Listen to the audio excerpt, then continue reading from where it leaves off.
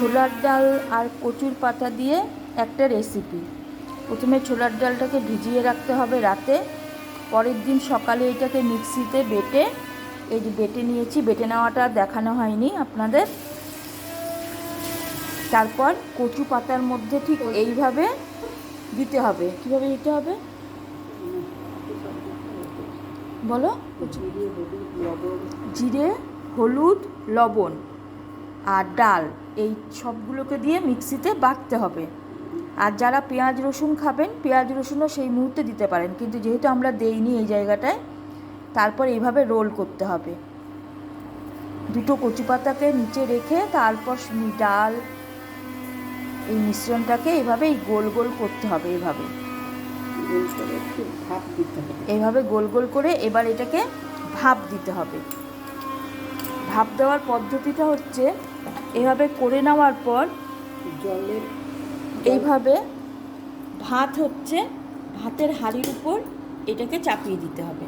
চাপিয়ে এই যে থালা চাপিয়ে দিতে হবে।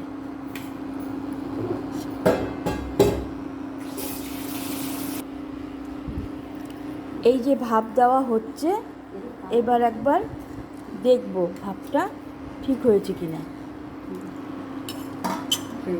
এই যে 10 মিনিটে হয়ে গেছে ভাপ দেওয়া। এবার এটাকে পিস পিস করে কাটতে হবে। একটা বড় থালা নাও, তাহলে দেখতে সুবিধা হবে, সাদা থালাটা।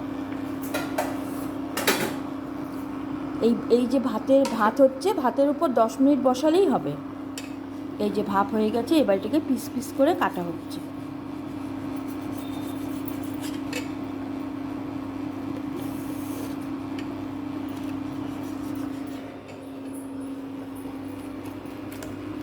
এই যে, যদি এটা গরম থাকবে, খুব সাবধানে কাটতে হবে। ঠান্ডা করে কাটা যাবে, আবার আপনারা চাইলে ঠান্ডা করেও কাটতে পারেন।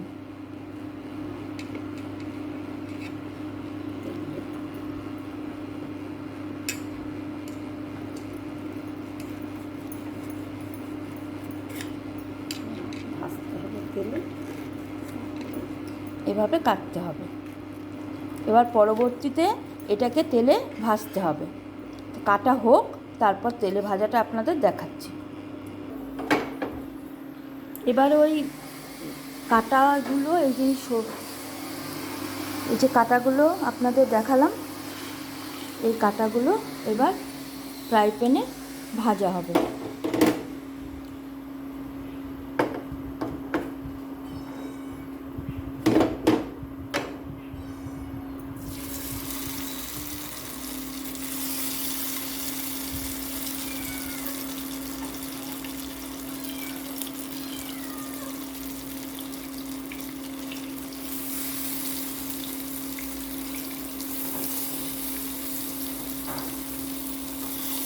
এভাবে একটা একটা করে দিয়ে ভাজা হবে।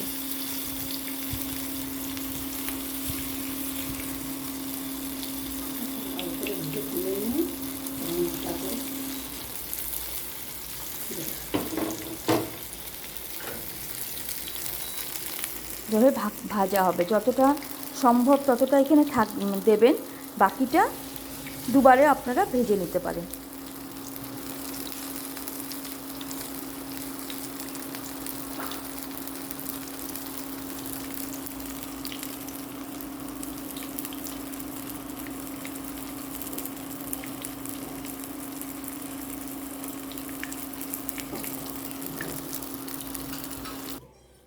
ভাজা কমপ্লিট হয়ে গেল। এই যে দেখুন, ভাজা কমপ্লিট হয়ে গেছে।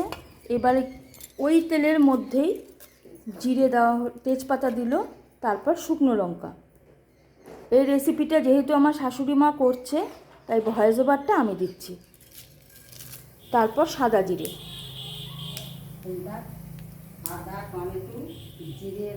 আর এবার হচ্ছে এই যে মশলাটার মধ্যে আছে আদা বাটা, টমেটো বাটা, জিরে বাটা, লঙ্কা বাটা, আর লবণ আর হলুদ পরিমাণ মতো দেবেন আপনারা।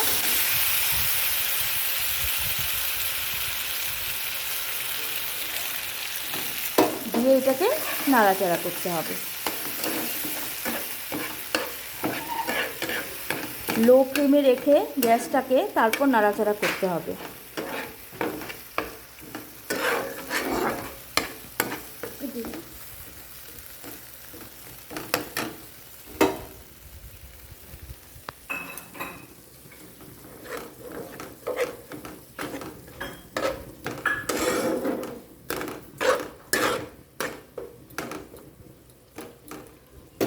সামান্য তেলের উপর রান্নাটা হয়ে যায়। এটা একটু ভাজা ভাজা হতে দেব। গ্যাসের ফ্লেমটা একটু বাড়িয়ে দিচ্ছি। এবার এটা ভাজা ভাজা হচ্ছে।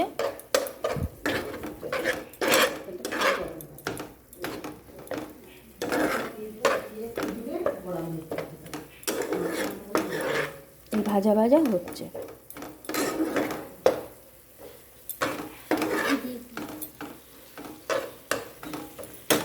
বড়াগুলো ভাজার পর দেখতে ঠিক এই রকম হয়েছে।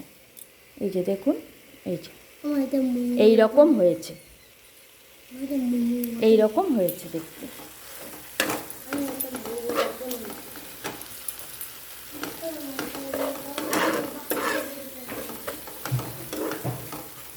এই যে ভাজা ভাজা হওয়ার পর দেখতে পাচ্ছেন তেল বের হচ্ছে আমাদের মশলাটা দিয়ে।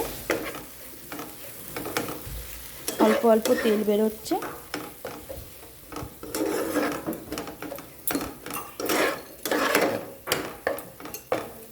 যেহেতু নিরামিষ করে করছি, এটাতে আপনারা কাজু বাটা, কিশমিশ বাটাও দিতে পারেন। আর যারা আমিষ করে করবেন তারা পেঁয়াজ, রসুন সব দিতে পারেন।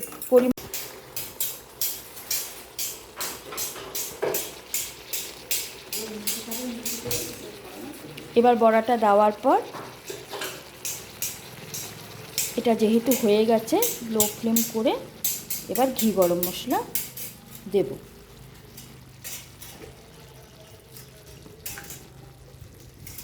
এই যে ঘি দেওয়া হলো, দেখতেই পাচ্ছেন।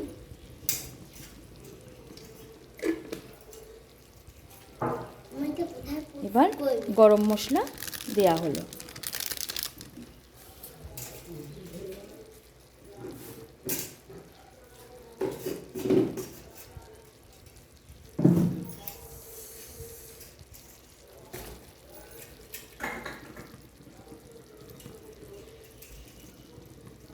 এবার আমাদের এটা হয়ে গিয়েছে।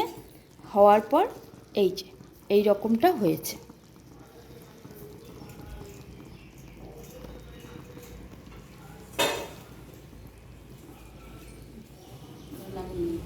এবার নামিয়ে নিতে হবে।